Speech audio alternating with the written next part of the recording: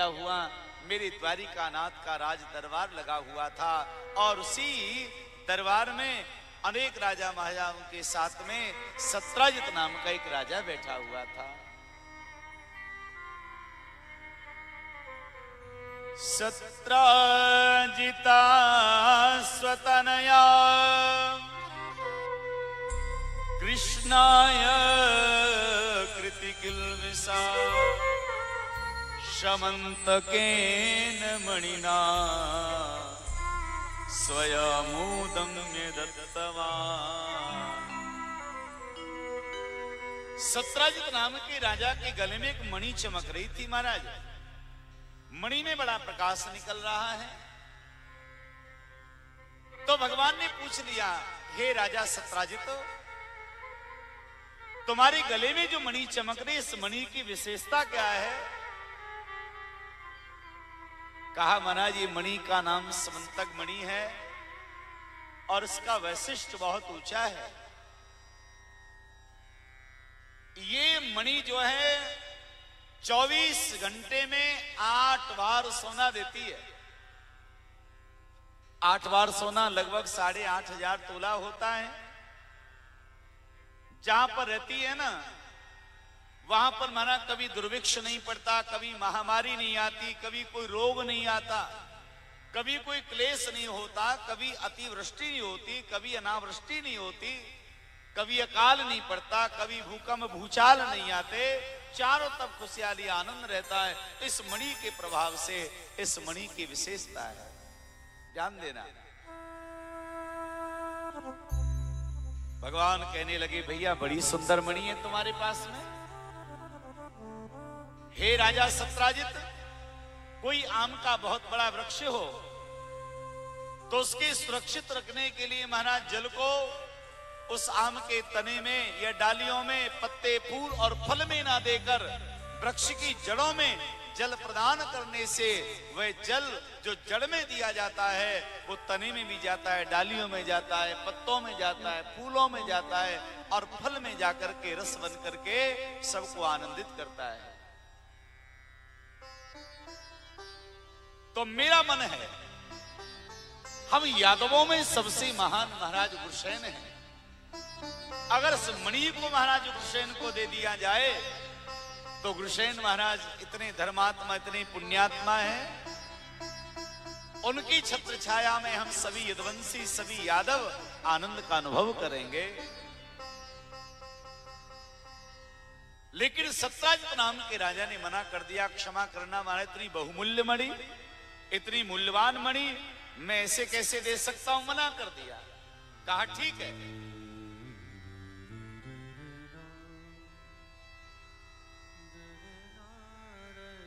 अगले दिन वो सत्राजित नाम का राजा उस मणि को अपने घर में ले गया। उसका जो छोटा भाई है प्रसेन, उस प्रसेन ने मणि को अपने गले में पहना और मृगया के लिए वन में गया। संसार की वृत्ति बड़ी विचित्र होती है महाराज। जितना हमारे पास में धन वैभव बढ़ता जाता है उतना ही व्यक्ति महाराज हर प्रकार से परिवार में उलझता ही जाता है। यद्यपि हमारे यहां पर एक व्यवस्था है, ब्रह्मचर्याश्रम है, गृहस्थाश्रम है, वानप्रस्थ है, संन्यास है। हमारे सनातन धर्म में, हमारे ग्रंथों में कितनी सुंदर व्यवस्था बनाई है महाराज। जन्म से लेकर कर 25 वर्ष ब्रह्मचर्य का पालन, सदग्रस्त में प्रवेश करके माना 25 से लेकर के 50 वर्ष तक सदग्रस्त का पालन, 50 वर्ष से लेकर के 75 वर्ष तक वानप्रस्थ आश्रम और 75 वर्ष से लेकर जीवन पर्यंत संन्यास हो गया माना। क्या सुंदर व्यवस्था है। लेकिन मैं आपको निवेदन करूं महाराज, जैसे जैसे सारी व्यवस्थाएं बढ़ती हैं व्यक्ति उतना ही फंसता जाता है। किसी ने मुझे सुनाया, एक बड़ी सुंदर कथा है और बहुत प्रेरणादायक है।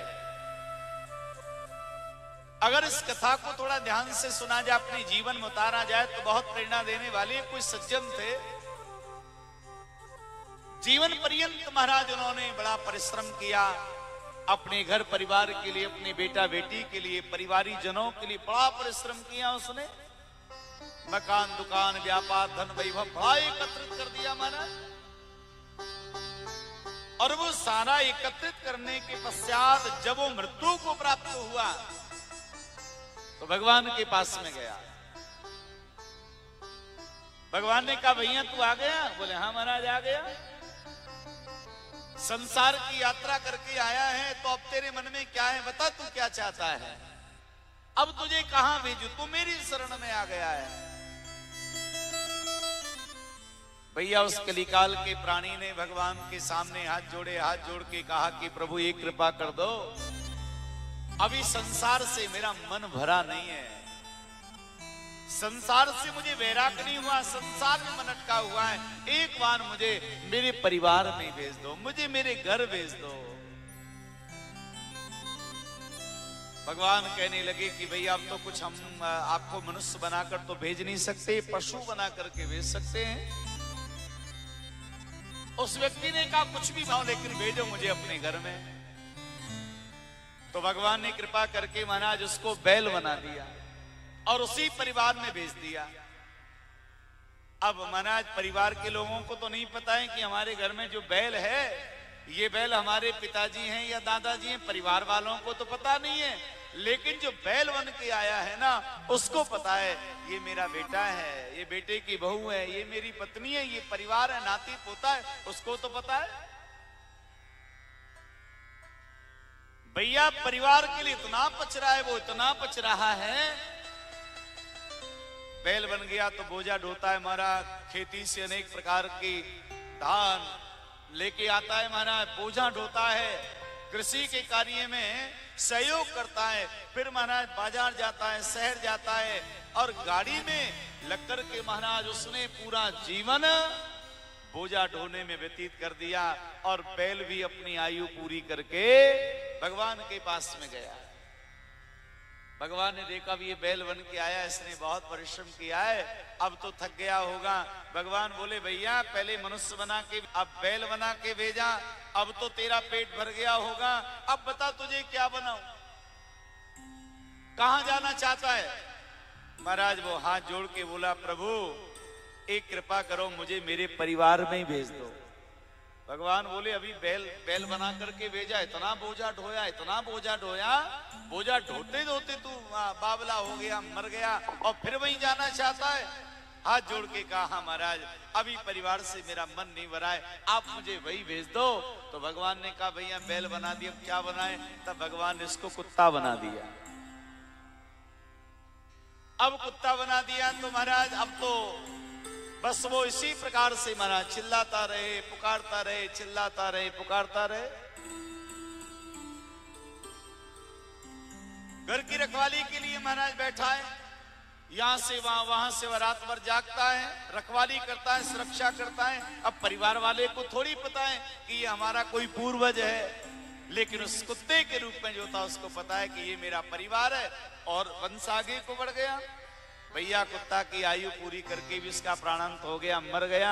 फिर भगवान के पास में गया, भगवान ने कहा भैया अब तो तेरा पेट भर गया होगा, पहले मनुष्य बना के भेजा, फिर बैल बना के भेजा, अब कुत्ता बना के भेजा, अब तो तेरा पेट भर गया होगा, अब बता तेरी मुक्ति कर दूं?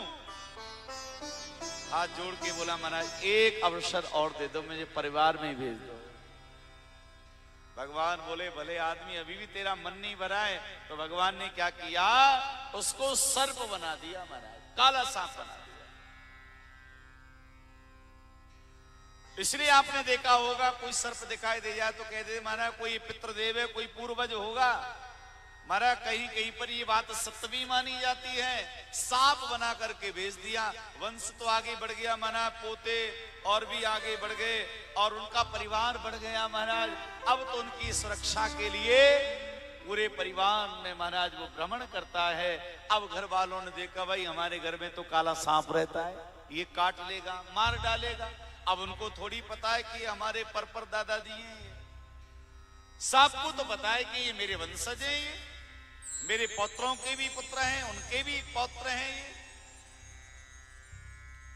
एक दिन परिवार वालों ने सोचा कि काला सांप है, किसी दिन ये काट लेगा, हमको मार डालेगा, ऐसा करो घेर के इसको मार डालो। भैया एक दिन मौका मिल गया, पूरा परिवार एकत्रित हो गया लाठी डंडे लेकर, और जैसे ही वो सांप निकला तो पूरे परिवार ने मिलकर के और इतनी बुरी तरह से माना उस सांप को मारा कि वो मर गया। भगवान के पास में गया, भगवान कहने लगे अब तो खुश हो गया,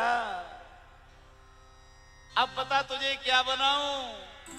पहले मनुष्य बनाया, फिर बैल बनाया, फिर कुत्ता बनाया, काला सांप बना दिया, अब तू क्या बनना चाहता है, फिर से परिवार में भेजूं।